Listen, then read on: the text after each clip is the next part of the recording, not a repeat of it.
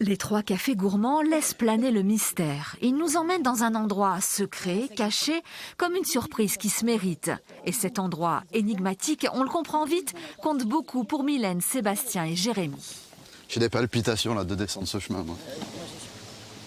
Et soudain, derrière les arbres, un étang se découvre bucolique, un vrai coin de paradis, chargé en souvenirs. Bon, là c'est le plongeoir. Hein. Là donc on arrive en courant. Et hop, sauter. Pour les jours des baignades, c'est important. Non, il y a des carpes là. Des baignades, des promenades en barque, une chanson écrite sur un coin de table, des fous rires bien sûr et même un concert. Ici c'est l'étang en lettres majuscules. Il accompagne ses amis de toujours. C'est beau quand même. Très bien. Alors, on est ensemble. Ce petit coin de paradis. Ça a vraiment commencé à l'adolescence où on venait ici. On ne veut pas forcément faire la fête chez les parents. Et ben voilà, on avait cet endroit-là qui était vraiment pour se cacher formidable. Et ben voilà, quand on est ado, on a envie de crier, on a envie de sauter, on a envie de faire la fête. Et non, on y a jeté les tentes quelques fois ici. Voilà, on campait, on faisait, voilà, on a fait la fête, on a fait.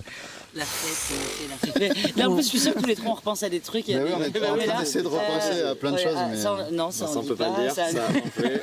Ça, bah non, ça non. Je peux pas tout dire. On t'emmène chez nous pour oublier tout si sont durs les réveils, c'est qu'on est un peu pareil. Ce lieu est tellement chargé de souvenirs et d'histoires pour nous que... C'est que des bons souvenirs. Voilà, c'est que des bons souvenirs. Et... Ouais, vraiment, qui dit paradis dit bonheur, et ici c'est un coin de bonheur. Ouais, vraiment, il n'y a que des bons souvenirs. Que des bons souvenirs ici. Ces souvenirs de Corrèze, les trois cafés gourmands les ont chantés à la France entière. Comment puis-je oublier ce coin de paradis, ce petit bout de terre où vit encore mon père? Un bout de terre, quelque part dans le pays de Pompadour, baigné de paysages époustouflants. Je pense qu'on a toujours aimé ce calme. Hein, vraiment, Par contre, ce qui est sûr, c'est qu'on l'apprécie d'autant plus maintenant, vu qu'on a vécu pendant un laps de temps assez court des choses extraordinaires et une vie à 1000 à l'heure. Ben là, de revenir dans des endroits comme ça, on a besoin d'écouter le son du silence.